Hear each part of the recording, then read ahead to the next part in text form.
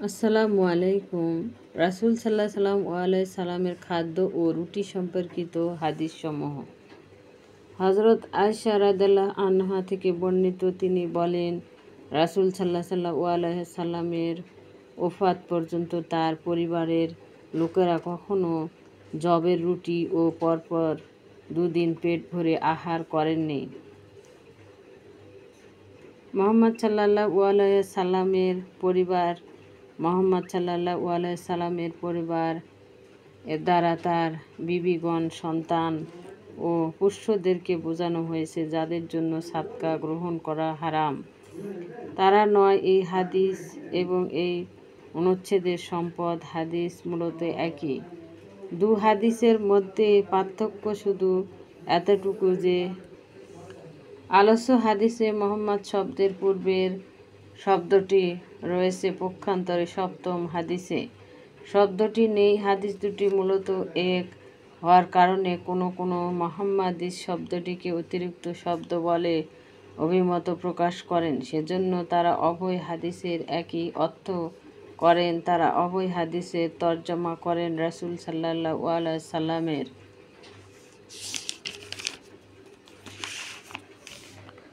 ওফাত পর্যন্ত তিনি যবের রুটি ও পরপর দুদিন পেট ভরে খাননি। এমত অনুযায়ী হাদিসের সাথে শিরোনামের সামঞ্জস্য সুস্পষ্ট। শিরোনামে রাসূল সাল্লাল্লাহু আলাইহি সাল্লাম রুটির বিবরণের কথা বলা হয়েছে। হাদিসে শুধু তার রুটির কথা বলা হয়েছে, পরিবারের নয়।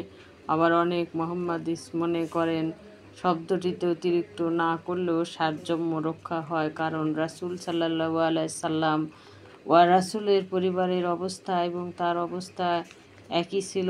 তারা যা খেতেন তিনিও তাই খেতেন। ইবনে হাজার রাদিয়াল্লাহু বলেন, সহিহ মুসলিমে আয়েশা রাদিয়াল্লাহু আনহা থেকে বর্ণিত হয়েছে, রাসূল সাল্লাল্লাহু আলাইহি সাল্লাম দিনে 2 বার রুটি ও জায়তুন দ্বারা পরিতৃপ্ত হননি। আয়েশা রাদিয়াল্লাহু আনহা থেকে আরও বর্ণিত হয়েছে, রাসূল সাল্লাল্লাহু আলাইহি সাল্লাম দিনে 2 বার গোশত রুটি খেয়ে পরিতৃপ্ত হননি। তার থেকে অন্য বর্ণনায় এসেছে, রাসূল সাল্লাল্লাহু আলাইহি সাল্লাম 4 মাসও আটা রুটি খেয়ে পরিতৃপ্ত হননি।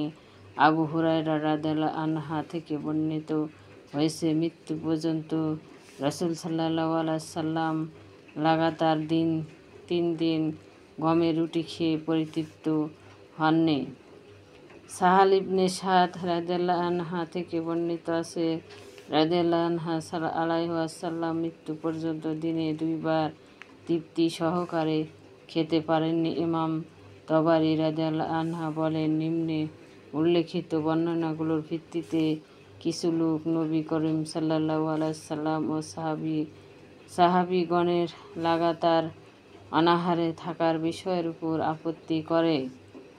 আপত্তিগুলো হলো, নবী করিম সাল্লাল্লাহু আলাইহি সাল্লাম তার পরিবারবর্গের জন্য 1 বছরের খাবার তুলে রাখতেন। তিনি এর সম্পদ থেকে 4 জনের মধ্যে 1000 উট দান করেছেন। তার উমরাতে 100 উট হাদি হিসেবে নিয়ে গেছেন এবং এগুলো নহর করে মিসকিনের আহার করিয়েছেন। এক বেদুইনকে 1 অপত্যাক্ষ ভরতি ছাগল দেওয়ার নির্দেশ দিয়েছেন। এছাড়াও তার সঙ্গে ধনী সাহাবারা ছিলেন, যেমন আবু বকর, ওমর, উসমান, আবু তালহা সহ অন্যান্য সাহাবীগণ, যারা তাদের জানমাল সব তার সামনে কোরবান করতেন। তিনি সৎকার নির্দেশ দেওয়া মাত্র আবু বকর রাদিয়াল্লাহু আনহু তার সব সম্পদ উপস্থিত করলেন এবং ওমর রাদিয়াল্লাহু আনহু তার অর্ধেক সম্পদ হাজির করলেন। একবার তিনি যুদ্ধের প্রস্তুতির জন্য উদ্যত হলেন, তখন উসমান রাদিয়াল্লাহু আনহু 1000 উট উপস্থিত করলেন। এই ধরনের আরও অনেক বিষয় বর্ণিত আছে। ভিডিওটি ভালো লাগলে অবশ্যই লাইক, সাবস্ক্রাইব করবেন এবং পাশে থাকবেন। আসসালামু আলাইকুম। সবাইকে শুভরাত্রি।